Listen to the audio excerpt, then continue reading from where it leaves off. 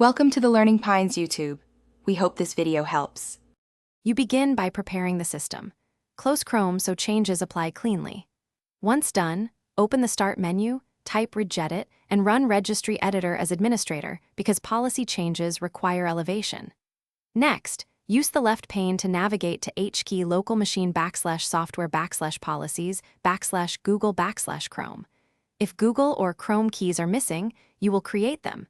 This is normal and required so Windows can store the policy. Make sure you're under local machine, not current user, to affect all accounts. Now create the policy entry. With the Chrome key selected, right-click, choose New, then DWORD 32-bit value. Name the new value Incognito mode availability exactly so Chrome recognizes it. Double-click the value and set it to 1. This directs Chrome to disable Incognito mode across the PC.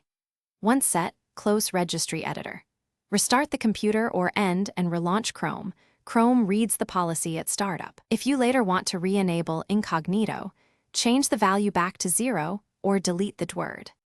Finish by restarting Chrome or rebooting so the new policy takes effect.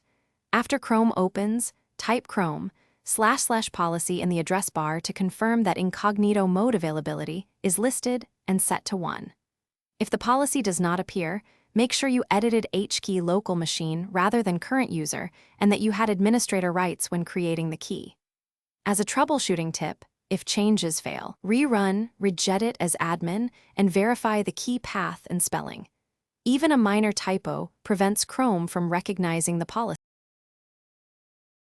Thanks for watching. Consider subscribing if we helped you.